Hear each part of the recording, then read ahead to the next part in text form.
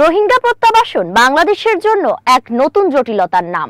তবে এই রোহিঙ্গা প্রত্যাবাসনকে কাজে লাগিয়ে চীন ও যুক্তরাষ্ট্র নিজেদের স্বার্থে নিচ্ছে নানা কৌশল, আর তাদের সেই কৌশলের মাঝে পড়েছে বাংলাদেশ।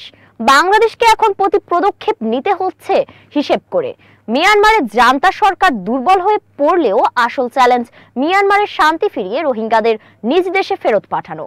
এখন বাংলাদেশ নতুন কি কৌশল অবলম্বন করবে, তাই জানবো প্রতিবেদনে।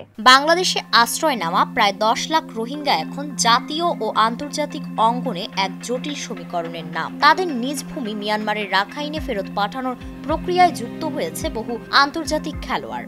একদিকে আশার আলো, অন্যদিকে বাংলাদেশের জন্য কাঁটায় ভরা এক কঠিন পথ। তবে প্রশ্ন, এই টানাপোড়েনের মাঝখানে নিজ স্বার্থ সুরক্ষিত রেখে কতদূর এগোতে পারবে বাংলাদেশ?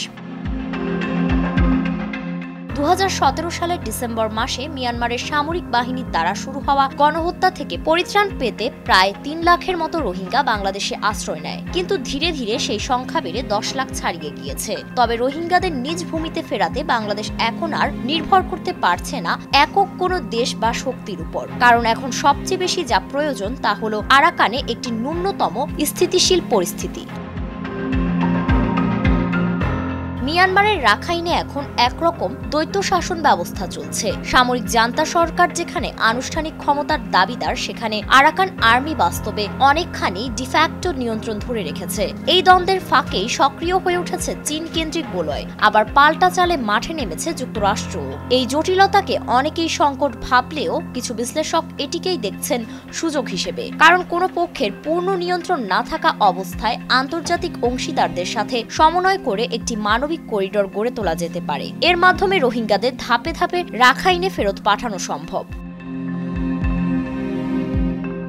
সর্বশেষ ব্যাংককে বিমস্টেক সম্মেলনের ফাঁকে বাংলাদেশের জাতীয় নিরাপত্তা উপদেষ্টা ও রোহিঙ্গা বিষয়ক হাই রিপ্রেজেন্টেটিভ খলিলুর রহমানের সঙ্গে বৈঠক করেছেন মিয়ানমারের পররাষ্ট্রমন্ত্রী। মিয়ানমারের পক্ষ থেকে সেখানে 1,80,000 রোহিঙ্গার তালিকা প্রাথমিকভাবে শনাক্ত করা হয়েছে। জান্তা সরকার রাখাইনে দুর্বল হয়ে যাওয়ার সাথে সাথে রোহিঙ্গা প্রত্যাবাসনে অনেকটা নমনীয় হতে দেখা যাচ্ছে। বিশ্লেষকরা বলছেন, মিয়ানমারের সামরিক জান্তা রাখাইনে দুর্বল হয়ে পড়ায় এখন রোহিঙ্গা প্রত্যাবাসনে কিছুটা নমনীয়। তবে নমনীয়তা সাপও মরবে, লাঠিও ভাঙবে না, এই টাইপ কৌশল কিনা তা নিয়ে সন্দেহ রয়ে গেছে। একদিকে চীন রাখাইন অঞ্চলে প্রভাব বাড়াতে মরিয়া, অন্যদিকে যুক্তরাষ্ট্র একের পর এক প্রতিনিধি পাঠাচ্ছে বাংলাদেশে। ইউএস আর্মি প্যাসিফিকের deputy commanding general Joel P এর ঢাকা সফরের পরপরই 15 এপ্রিল ঢাকায় এসেছেন মার্কিন পররাষ্ট্র দপ্তরের দুই গুরুত্বপূর্ণ উপসহকারী পররাষ্ট্রমন্ত্রী নিকোল অ্যাঞ্চুলিক ও অ্যান্ড্রু আরহেরাপ। একই সময় ঢাকায় থাকছেন মিয়ানমারে নিযুক্ত যুক্তরাষ্ট্রের ভারপ্রাপ্ত রাষ্ট্রদূত। এই সফরগুলো নিছক সৌজন্য সাক্ষাৎ নয়, বরং অনেকটা কঠিন বার্তা। যুক্তরাষ্ট্র রোহিঙ্গা ইস্যুতে সরাসরি ভূমিকা রাখতে আগ্রহী, আর এটাই বাংলাদেশের জন্য এক কৌশলগত সুযোগ।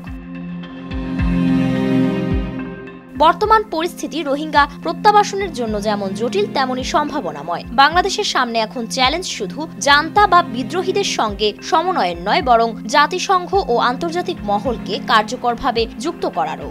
বাংলাদেশ এখন এমন এক মোড়লে দাঁড়িয়ে যেখানে চীন ও যুক্তরাষ্ট্র দুই বিপরীত মেরু থেকে টানছে। চীনের সঙ্গে রয়েছে দীর্ঘস্থায়ী অর্থনৈতিক ও অবকাঠামোগত সহযোগিতা, আবার যুক্তরাষ্ট্র রোহিঙ্গা ও মানবাধিকার ইস্যুতে বেশি সক্রিয়। এই দুই পক্ষের মধ্যে কূটনৈতিক ব্যালেন্স বজায় রেখে রোহিঙ্গা প্রত্যাবাসনের গেম চেঞ্জার কৌশল অবলম্বন করতে হবে বাংলাদেশকে।